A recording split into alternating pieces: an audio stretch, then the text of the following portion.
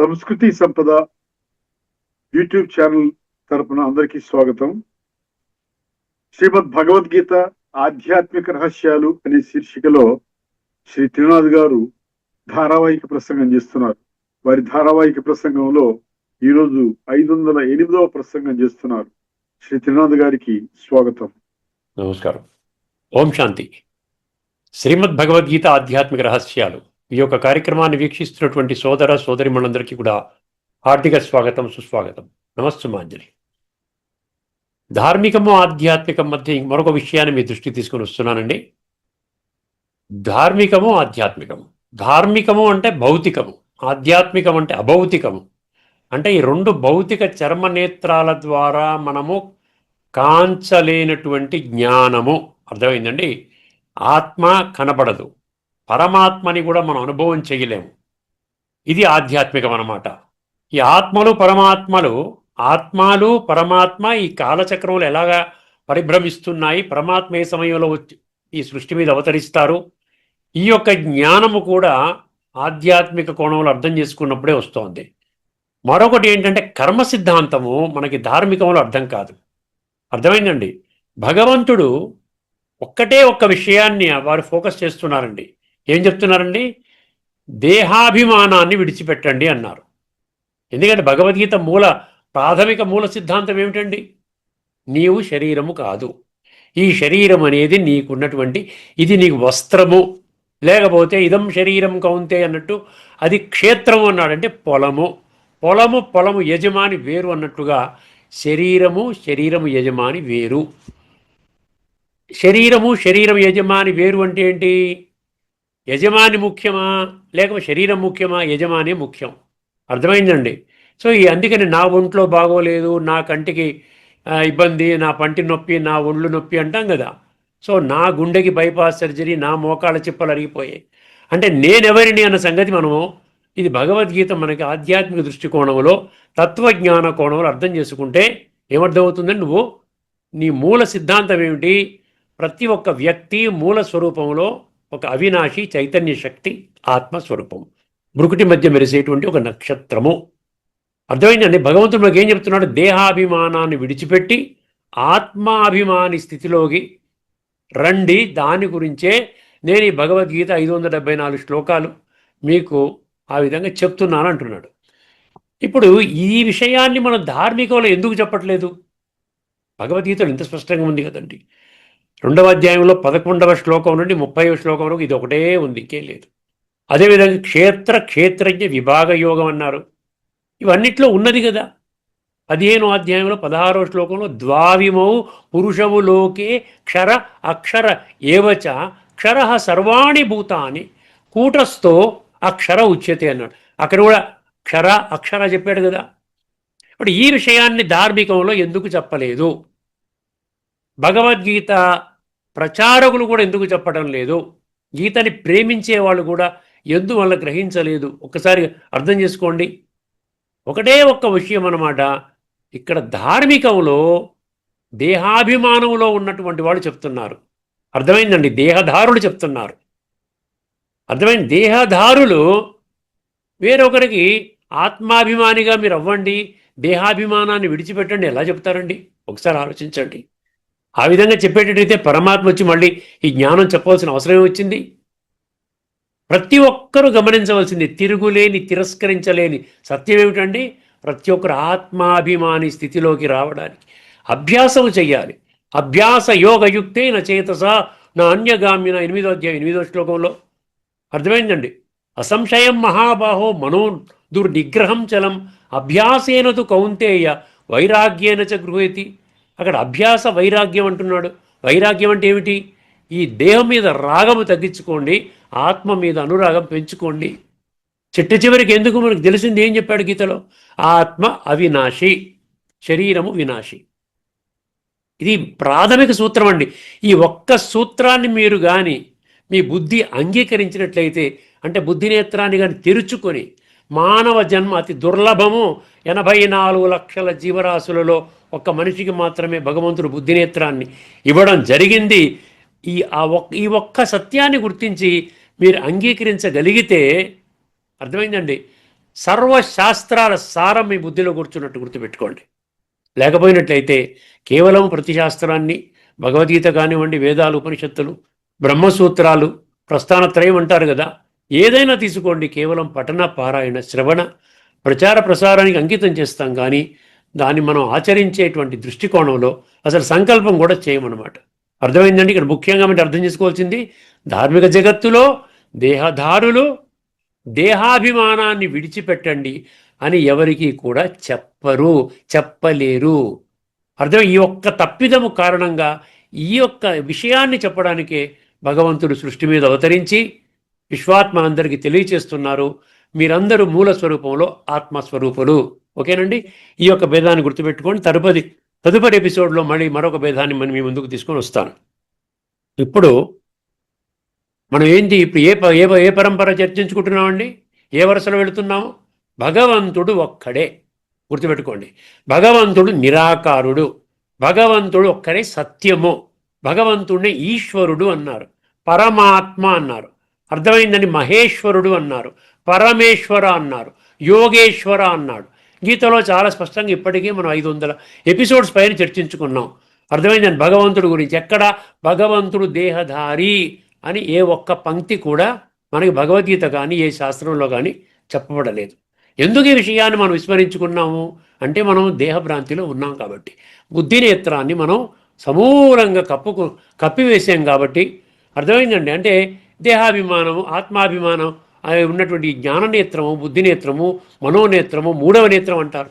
దీన్ని మనం ఈ విధంగా మూసేసుకున్నాం కాబట్టి మనం 100% దేహాభిమానంలో ఉన్నాము. కాబట్టి మనము పరమాత్మని నిరాకారుడిగా మనం అంగీకరించలేము. అందుకనే గీతలో ఏమన్నాడు?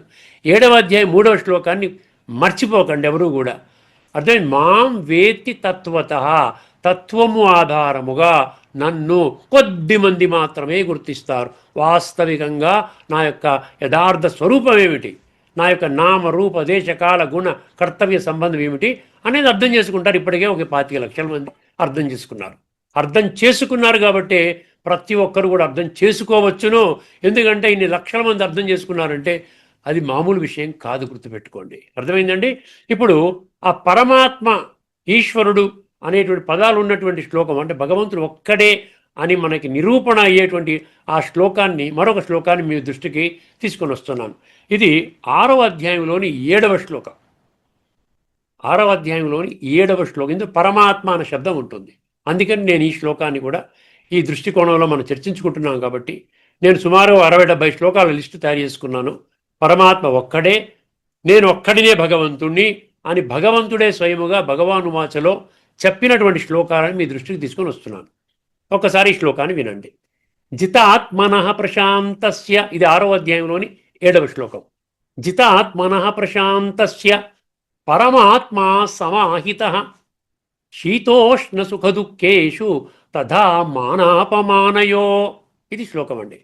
ఇక్కడ ముఖ్యంగా ఒక్క విషయం గుర్తుపెట్టుకోండి. మొదటి పంక్తి ఏం చెప్తుంది? జితాత్మనః. జితాత్మనః అంటే ఏంటి? ఆత్మని నువ్వు జయించాలి. ఆత్మని జయించడం అంటే ఏమిటి? ఆత్మ అంటే కనపడదు. ఆత్మ 2 భౌతిక నేత్రాలతో చూస్తామా మనము? చూడలేవు. అదేవిధంగా ఆత్మల తండ్రి పరమాత్మను చూస్తామా? చూడలేవు. అర్థమైంది? ఆధ్యాత్మిక దృష్టికోణంలో ఏది కూడా భౌతిక చర్మనేత్రాలతో చూడలేవు. 11వ అధ్యాయం 8వ శ్లోకంలో ఏం చెప్పాడు?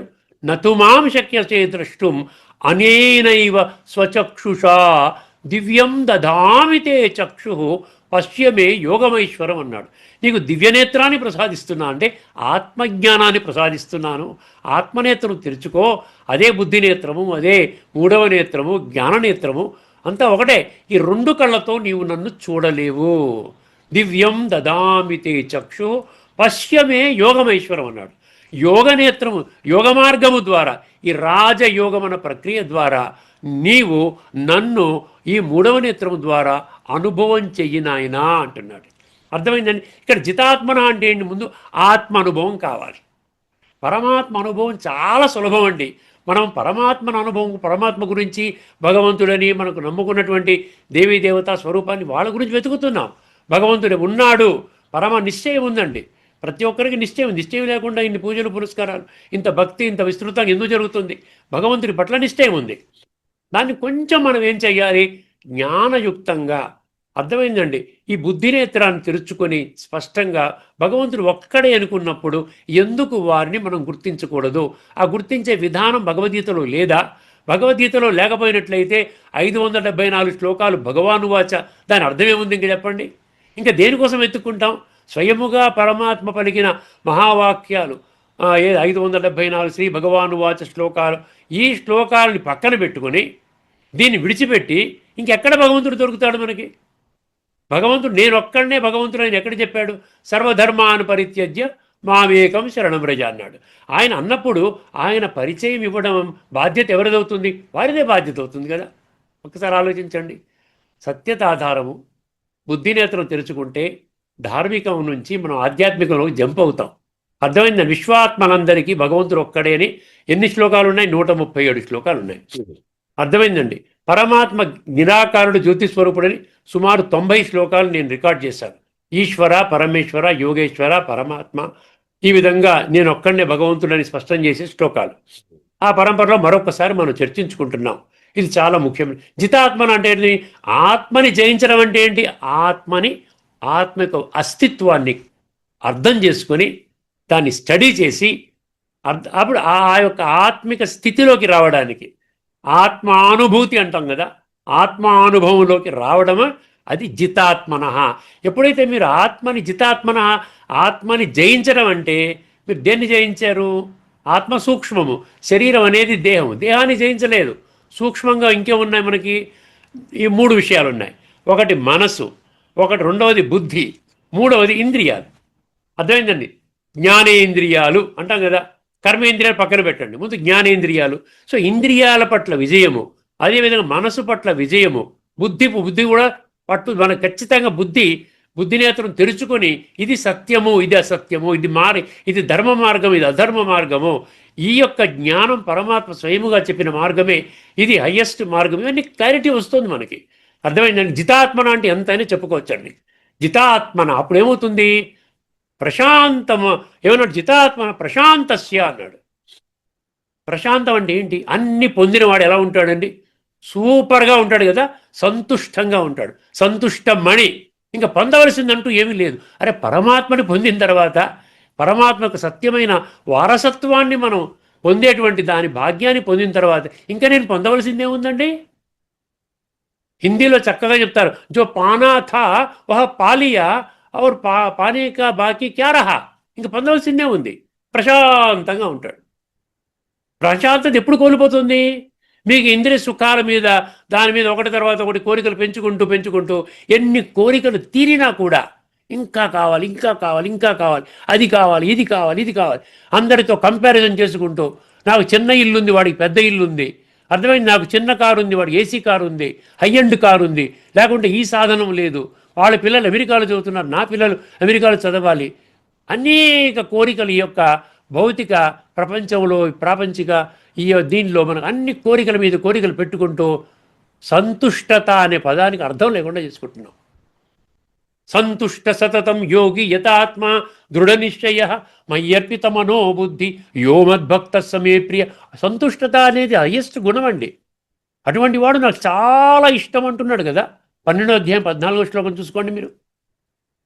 అందువల్ల ఇక్కడ ప్రశాంతస్య అంటే ఏంటి? మన వెనకాల ఊరికే అది కావాలి, ఇది కావాలి, ఇంకా ఫుల్ స్టాప్, నాకు ఏమీ అక్కర్లేదు, నేను ఈ యొక్క జీవితాన్ని సౌఖ్యంగా జీవించడానికి భగవంతుడు నాకు తగినంత ఇచ్చాడు. గ్రీడ్ అంటాం చూసారు, గ్రీడ్ అంటాం, నీడ్ అంటాం. నీడ్ అంటే ఏంటి? అవసరం, మనం జీవించడానికి అవసరం, మన భార్య బిడ్డల్ని పోషించుకోవడానికి ఏది అవసరం అది దానికి మనం సంపాదించి తప్పులేదండి. కానీ గ్రీడ్ అంటే ఏంటి? గ్రీడ్ అంటే ఏంటి? లోభము అన్నాడు. లోభం ఏమన్నాడు? 16వ అధ్యాయం 21వ శ్లోకంలో ఏం చెప్పాడు? త్రివిధం నరకస్యేదం ద్వారం నాశనమాత్మన కామ క్రోధ తదా లోభ తస్మాదేతత్రయం త్యజేత్ అన్నాడు.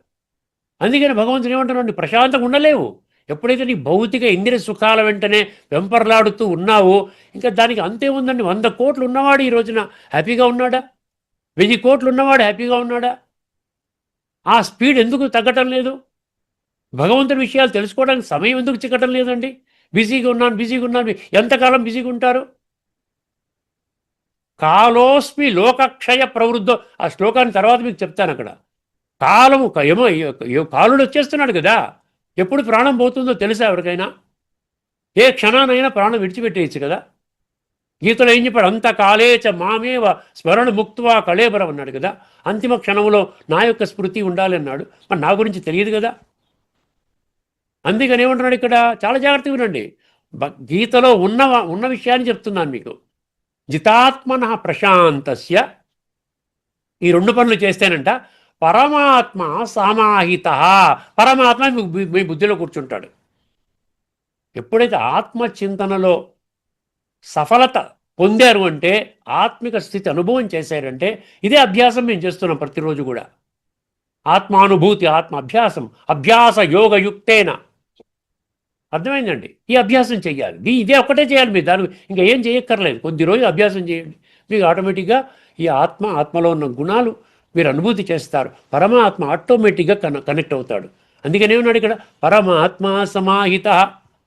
ఈ మూడు స్థితులు మీరు గెలిచారనుకోండి, అప్పుడు ఏమవుతుంది తెలుసా? ఏమన్నాడు?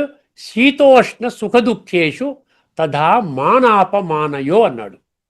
శీత ఉష్ణ, మళ్ళీ ఏమన్నాడు? సుఖము దుఃఖము. తర్వాత ఏమన్నాడు? మానము అపమానము, అంటే మాన అవమానము. ఈ మూడు స్థాయిలు ఎందుకు చెప్పాడు ఇక్కడ? మూడు ఎందుకు చెప్పాడు చెప్పండి?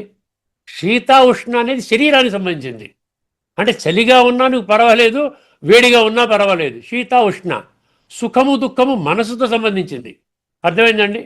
ఒకటేమో శరీరపరంగా చెప్పాడు, రెండవది సుఖ దుఃఖం మనసుతో సంబంధించింది. ఇంకోటి ఏం చెప్పాడు? మానాపమానయో అన్నాడు. మానాపమానయో అంటే ఏంటండి? ఇది దేనికి చెప్పాడు ఇక్కడ? అర్థమైందండి? మానాపమానయో అని ఇక్కడ ఏం చెప్పాడు ఒకసారి గమనించండి. గౌరవం మర్యాద. ఇక్కడ మానవ అంటే గౌరవము, సామాజిక ద్వంద్వము. ఈ ద్వంద్వాలు, ఒకటేమో శారీరక ద్వంద్వము, ఒకటి మానసిక ద్వంద్వము, ఒకటి సామాజిక ద్వంద్వము. సమాజంలో నన్ను గుర్తించలేదు, నన్ను అవమానం చేశారు, నన్ను పిలిచారు, పలానా ప్రోగ్రాంలో పిలిచారు కానీ నాకు స్టేజ్ ఎక్కించలేదు, నా పేరు తీసుకోలేదు, నన్ను అమర్యాదగా చూశారు, నన్ను ఎవరు పట్టించుకోలేదు. ఇది సామాజిక ద్వంద్వం అనమాట. చూసారు ఎందుకు చెప్తున్నానంటే మూడు ద్వంద్వాలు పెట్టాడు. ఒకటి శారీరక ద్వంద్వము శీతోష్ణ, తర్వాత మానసిక ద్వంద్వము సుఖ దుఃఖము, తర్వాత ఈ దీని నుంచి దూరం అయిపోతారంట. సమత్వంగా ఉంటారు, ఏమీ లే పర్వాలేదు, ఎవరు గౌరవించినా గౌరవించకపోయినా పర్వాలేదు, ఎందుకంటే పరమాత్మ నేను కనిపెట్టాను, పరమాత్మను అనుభవం చేస్తున్నాను, పరమాత్మ గుణాలు శక్తులు నేను ఈ రాజయోగ ప్రక్రియ ద్వారా అద్భుతంగా ఎంజాయ్ చేస్తున్నాను. అర్థమైందండి? అందుకని ఇవన్నీ చిన్న చిన్నవండి. ఏదో చలి వచ్చింది, చలి వస్తే దుప్పటి కప్పుకో, స్వెటర్ వేసుకో, అయిపోతుంది కదా. అర్థమైందండి? సుఖము దుఃఖం అనేది కామన్ అండి. కలియుగం యొక్క అంతిమ సమయంలో ప్రపంచంలో ఎవరైనా ఉన్నారా? ఇప్పుడు అమెరికా ప్రెసిడెంట్ ఎట్లా ఉన్నాడు పరిస్థితి, లేకపోతే ఇప్పుడు యుద్ధం జరుగుతోంది, ఎట్లా ఉన్నది ప్రపంచంలో వాతావరణం ఎలాగుంది? ఎవడైనా సుఖంగా ఉన్నాడు స్థాయిగా? సుఖము దుఃఖము ఈ కలియుగం యొక్క అంతిమ సమయంలో ఇది అందరికీ ఉంటుందండి, ఎవరు ఎస్కేప్ అవ్వలేరు. ఒక్క పరమాత్మ యొక్క అనుభూతి చేసిన వాడు మాత్రము సమానంగా ఉంటాడు, సుఖ దుఃఖ సమానంగా ఉంటాడు. మానాపమానయు. కొన్ని విషయాలు మీ దృష్టికి తీసుకొస్తాను. మీకు తత్వాన్ని వివరించాను. ప్రతి శ్లోకంలోని తత్వాన్ని మీకు వివరించడానికే ఈ యొక్క కార్యక్రమాన్ని పెట్టుకున్నాము. ఇందులో ఇతర గీతా శ్లోకాల మద్దతు చూడండి. 2వ అధ్యాయం 14వ శ్లోకం రాసుకోండి. మాత్రా స్పర్శాస్తు కౌంతేయ శీతోష్ణ సుఖ దుఃఖద అన్నాడు. ఇక్కడ ఏమన్నాడు? ఆగమాపాయును అనిత్య తాం స్థితి క్షస్వ భారత అంటాడు 2వ అధ్యాయం 14. ఇది వస్తుంటాయి పోతుంటాయి నాయన. శీతోష్ణం అనేది పర్మనెంట్గా ఉంటుందా? సదా శీతం ఉండదు, సదా ఉష్ణం ఉండదు కదా, సదా సుఖం ఉండదు, సదా దుఃఖం కూడా ఉండదు కదా. అందుకని ఇక్కడ ఏమంటున్నాడు? ఇంద్రియ సంపర్కాలు చలి వేడి సుఖ దుఃఖాలు కలిగిస్తాయి ఇంద్రియాల ద్వారా. మాత్రా స్పర్శాస్తో ఇంద్రియాల యొక్క సంపర్కం అంటే ఇంద్రియాలు, జ్ఞానేంద్రియాలు, కర్మేంద్రియాలు ఇంద్రియ విషయాలతో కంబైన్ అయినప్పుడు ఇవి క్రియేట్ అవుతాయి. కాబట్టి మనం ఏం చేయాలి? జితాత్మన అన్నాడు కదా, అక్కడ ఇంద్రియాల మీద అదుపాజ్ఞం పెట్టుకోవాలి, దానికి లోబడి పని చేయకూడదు. 2వ అధ్యాయం 15వ శ్లోకం తదుపరి శ్లోకమే చూడండి. సాంఖ్యయోగంలో యం హి న వ్యధయంత్యేతే పురుషం పురుషర్షభ సమదుఃఖ సుఖం ధీరమసో అమృతత్వాయ కల్పతే. సమదుఃఖ సుఖం ధీర అన్నాడు. అక్కడ చాలా కీలకమైన పదం అండి. ధీర అంటే ధైర్యవంతుడు. అటువంటి వాడి ద్వంద్వాలు ఎవరికి కలిగించవో వారికి అమృతత్వానికి అర్హుడు. అమృతత్వం అంటే ఏంటి? మృత అంటే దేహము, అమృత అంటే ఆత్మ. ఆత్మానుభూతి అటువంటి వాడికి కలుగుతుంది. అర్థమైందండి? తర్వాత ఏం చెప్పాడు ఇక్కడ కఠోపనిషత్తులో 1.2.22 ఎన్ని వీలైతే అన్ని మీకు అన్ని ఇవి తీసుకొస్తున్నాను అన్నమాట, సమర్థించేటువంటి విధంగా. అంటే ఏ ఏ జ్ఞానములో కూడా, ఏ శాస్త్రంలో కూడా మీరు దేహభ్రాంతిలోనే ఉండండి. పరమాత్మని మీ ఇష్టం వచ్చినట్టుగా భావించుకోండి, మీ ఇష్టం వచ్చిన రీతిలో కొలుచుకోండి. పరమాత్మ ఆ యొక్క సత్యమైన వారసత్వాన్ని మీరు పొందుతారు. ఎక్కడ ఏ శాస్త్రంలో కూడా చెప్పబడలేదు. ఈ విషయాన్ని గుర్తుపెట్టుకోండి. ఇక్కడ కఠోపనిషత్తు ఏమంటుంది? అశరీరం శరీరేషు అనవస్థే శ్వస్థితం మహంతం విభుమాత్మానం మత్వా ధీరో న శోచతి అన్నాడు. ఇక్కడ కూడా ధీర అన్న పదం వచ్చింది, అందుకనే ఇది రాసుకున్నాను. శరీరాలలో ఉన్నప్పటికీ, చూడండి జాగ్రత్తగా వినండి, శరీరాలలో ఉన్నప్పటికీ శరీరరహితమైన నిత్యమైన, అర్థమైందండి, సర్వవ్యాపి అయిన ఆత్మను, పరమాత్మ సర్వవ్యాపి కాదు, ఆత్మ సర్వవ్యాపి. ఆత్మ ద్వారా పరమాత్మ సర్వవ్యాపి అని ఆ విధంగా అర్థం వచ్చింది. సర్వవ్యాపి ఆత్మను తెలుసుకున్న ధీరుడు ఎప్పుడూ శోకించడు. బాధపడ్డండి. అర్థమై మళ్ళీ 12వ అధ్యాయంలోని 18వ శ్లోకం, ఇది భక్తి యోగము. సమః శత్రౌ చ మిత్రే చ తథా మానావమానయో శీతోష్ణ సుఖ దుఃఖేషు, అందులో కూడా వచ్చింది. సమః సంగ వివర్జిత అంటాడు. ఇక్కడ యోగి గౌరవము అవమానం రెండింటిలో సమంగా ఉంటాడు. అంటే ఇన్ని శ్లోకాలు చెప్పవలసిన అవసరం ఉందండి? ఎవరి కోసం చెప్తున్నాడండి? మనం ద్వాపరయుగంలో అర్జునుడికి చెప్పాడని చెప్పేసి మనం చేతులు దులిపేసుకున్నాం. మనకంటూ మన జీవితాన్ని తయారు చేసుకోవడానికి ఏదైనా జ్ఞానం ఉందా? కేవలం పఠన పారాయణ శ్రవణ ప్రచారం చేసుకోవడమే లక్ష్యంగా పెట్టుకుంటున్నాం మనం ఈ రోజున. సంస్కార పరివర్తనకు అసలు ఎటువంటి ప్రాముఖ్యత ప్రాధాన్యత లేదు. మళ్ళీ ఇంకొక ఉపనిషత్తు చెప్తున్నాను, 2:13 యథా సర్వే ప్రముచ్యంతే కామాయేస్య హృది శ్రితా అదమర్త్యోమృతో భవత్యత్ర బ్రహ్మ సమష్ణుతే అన్నాడు. హృదయములోని కోరికలు తొలగినప్పుడు, మీకు కఠోపనిషత్తు నంబర్ కూడా చెప్తున్నాను, మీరు గూగుల్లో వెళ్ళి చూడండి. 2:13 హృదయములోని కోరికలు తొలగినప్పుడు మనిషి అమృతత్వాన్ని పొందుతాడు. అమృతత్వం పొందడం అంటే పరమాత్మతో కలయిక జరుపుకుంటాడు. అమృతం అంటే ఆత్మ పరమాత్మ అమృతం, మరణము లేదు, అవినాశి. మరి ముండకోపనిషత్తు 2:8 అండి. విద్యతే హృదయ గ్రంథి ఛిద్యంతే సర్వ సంశయ క్షీయంతే చాస్య కర్మాణి తస్మిన్ దృష్టే పరావరే. పరమాత్మను నిజంగా అనుభూతి చేసినప్పుడు, చాలా జాగ్రత్తగా వినండి, హృదయ గ్రంథి అంటే ఏమి ఇచ్చాడు తెలిసిన బ్రాకెట్లో, అజ్ఞానము నశిస్తుందన్నాడు. అజ్ఞానము దేహాభిమాన బంధము ఏమన్నాడు? ఛేదించబడుతుందంట. హృదయ గ్రంథి ఛేదించబడుతుందంటే పోతాయి, ఇవన్నీ పోతాయి.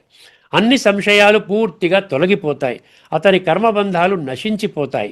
అంటే పరమాత్మ జ్ఞానము వచ్చినప్పుడు మనిషి అజ్ఞానము, సందేహము, కర్మబంధము నుండి విముక్తి పొందుతాడు. ఇప్పుడు ఒకసారి ఆధ్యాత్మిక దృష్టికోణంలో చూసినట్లయితే ఈ శ్లోకము నిజానికి మనకేం చేస్తుంది? ఆత్మస్మృతి స్థితిని సూచిస్తోంది. నువ్వు ఆత్మిక స్మృతిలో ఉండాలి నాయనా, ఇదే అంతిమ జ్ఞానము అని మనకు చెప్తుంది. మనిషి బాధకు ప్రధాన కారణము బాడీ కాన్షియస్నెస్, నేను దేహం అనుకోవటం, నేను ఆత్మని, ఇది నా దేహము అనేది, అది సోల్ కాన్షియస్నెస్లోకి వస్తుంది. దేహాభిమానంలో ఉన్నప్పుడు అవమానం బాధ కలిగిస్తుంది, గౌరవం ఆనందం కలిగిస్తుంది. తర్వాత మనస్సును ప్రభావితం చేస్తాయి. అంటే మెచ్చుకుంటే ఆనందపడతాం, తిడితే బాధపడతాం, అప్ అండ్ డౌన్ అవుతూ ఉంటాం అన్నమాట. అర్థమైందండి? పరిస్థితులు మన మనస్సును ప్రభావితం చేస్తాయి. కానీ ఆత్మస్మృతిలో ఉన్నప్పుడు ఆత్మ పరమాత్మ అనుభవం అవుతుంది. నేను శరీరం కాదు, నేను శాంత స్వరూప ఆత్మను, నేను పరమాత్మ సంతానాన్ని. ఈ స్థితిలో పరమాత్మ స్మృతి సహజంగా స్థిరపడుతుంది. అదే గీతలో చెప్పిన పరమాత్మ సమాహిత అంటే ఇదండి. పరమాత్మ సమాహిత అంటే ఇది. మీ కఠోపనిషత్తు ఏమన్నాడు? కఠోపనిషత్తులో ఇక్కడ ఇంకోటి చెప్పాడు. ఇది ఇంకొకటి, ఈ 3 శ్లోకాలలో ఉన్న సాధారణ సత్యం అండి. 3 శ్లోకాలంటే ఇక్కడ కఠోపనిషత్తు 2:2:15, 1:2:22, 6:7 జితాత్మన ప్రశాంతస్య ఉంది కదా. ఇక్కడ 3 శాస్త్రవాక్యాలు ఒకే విషయాన్ని చెబుతున్నాయి. ఏంటంట? జితాత్మన అంటే మనస్సుపై సంపూర్ణ విజయము. గీతలో ఏం చెప్పాడు? మన్మనాభవ అన్నాడు. మనస్సు నియంత్రణ. ఇక్కడ సమదుఃఖ సుఖము అన్నాడు. ద్వంద్వ సమత్వం రెండవది. సుఖము దుఃఖము సమంగా చూడటం మూడవది. అశరీరం శరీరేషు అన్నాడు కఠోపనిషత్తు 1:2:22లో. అశరీరం శరీరేషు అంటే నేను శరీరము కాదు, ఆత్మను. ఈ మూడు ఒకే గొప్ప ఆధ్యాత్మిక సూత్రాన్ని తెలియజేస్తున్నాయి. ఏమిటంటే ఇది ఆత్మజ్ఞానము, మనస్సు నియంత్రణ, ద్వంద్వ సమత్వము, దుఃఖరాహిత్యము. అర్థమైంది? ప్రాక్టికల్గా మన జీవితంలో తీసుకుని రావాలండి. కేవలం మనం ఏదో చదువుకుంటే ఏమి కాదు, పఠన పారాయణ శ్రవణం వల్ల కాదు. ఇక లాస్ట్ మహావాక్యం చెప్పి ముగిస్తానండి. ఆధ్యాత్మిక దృష్టికోణంలో మరొక విషయం, మనిషి బాధకు ప్రధాన కారణం ఏంటి? దేహాభిమానము. దేహాభిమానములో అవమానం బాధిస్తోంది, గౌరవం ఆనందం కలిగిస్తోంది, సుఖము దుఃఖం మనసును ఊగిస్తాయి. కానీ ఆత్మస్మృతిలో ఆత్మ అనుభవిస్తుంది. నేను శాంత స్వరూప ఆత్మను, నేను జ్ఞాన స్వరూప ఆత్మను, నేను శరీరము కాదు. ఈ స్థితిలో సుఖం వచ్చినా దుఃఖం వచ్చినా గౌరవం వచ్చినా అవమానం వచ్చినా ఆత్మ అచంచలంగా ఉంటుంది. అప్పుడు పరమాత్మ అనుభవం సహజముగా ఉంటుంది. అర్థమైందండి? ఇది ముఖ్యమైన విషయము. తదుపరి ఎపిసోడ్లో మనము ఇప్పటికే మనము కఠోపనిషత్తులోని 6 మంత్రాలు తెలుసుకున్నాం. 7వ మంత్రము 8వ మంత్రము 2 కలిపి దాంట్లో ఉన్నటువంటి లోతైన తత్వాన్ని మనం తదుపరి ఎపిసోడ్లో మనం చర్చించుకోబోతున్నామండి. అంతవరకు సెలవు. అందరికీ నమస్కారము. లోకా సమస్త సుఖినో భవంతు. ఓం శాంతి. శ్రీమద్ భగవద్గీత ఆధ్యాత్మిక రహస్యాలు అనే శీర్షికలో ధారావాహిక ప్రసంగం చేసిన శ్రీ త్రినాథ్ గారికి ధన్యవాదాలు.